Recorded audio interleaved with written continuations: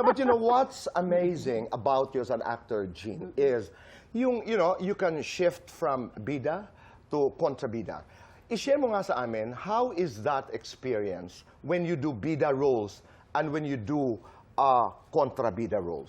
Alam mo, fortunately, no, Kuya Boy, hindi ko nga rin maintindihan kasi usually nakakahon ka eh. Kung bida-bida, kung kontrabida ka.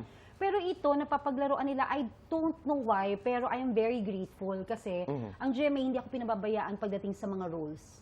Kumbaga, nag-eksperimento sila. Hindi, kaya niyang gawin to, kaya niyang gawin to. So ako naman, as an artist, sa tagal ko, 3 dekada na rin ako, Kuya Boy, dito sa industriya natin po. Eh. But it doesn't show.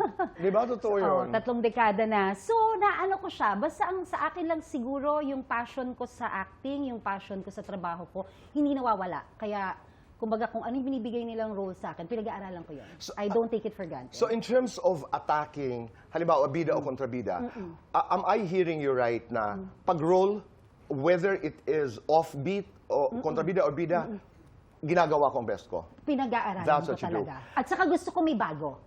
Diba, ang dami ko nang ginawang kontrabida hanggang maski dun sa kabilang network, diba, yung nagpangako, hanggang sa dumating ako dito, may mga kontrabida din akong ginawa. Iniiba-iba ko siya. Iba yung look, iba yung outfit, may iba yung acting, may iba yung nuances. mannerism. Ang kontrabida, ang pinakamasarap gawing, Dahil?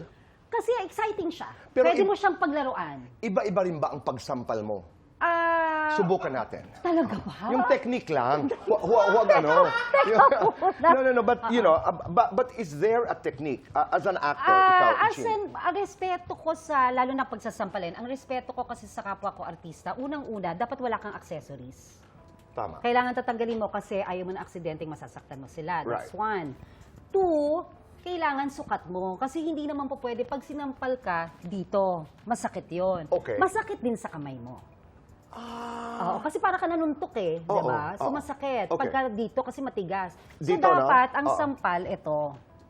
So dapat sukat mo yan. Kahit saan po manggaling ang kamay mo, sukat yan eh. Kahit saan, ganyan. Yan. So dapat sukat. Pero Hindi ka alam mo, pwedeng, ang sinasabi ko lang sa co-actor ko, huwag kang gagalaw.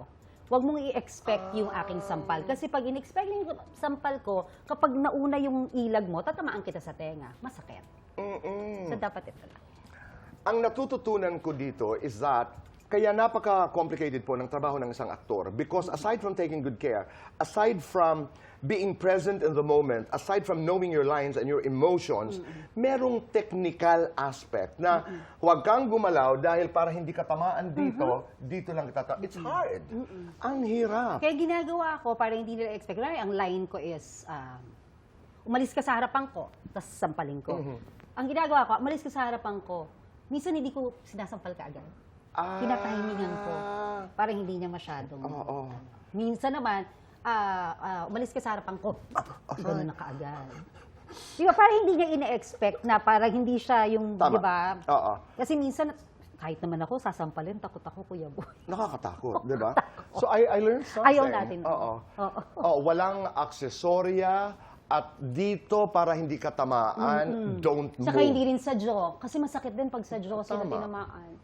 So pag umiwas kang ganon, so dapat diretso lang.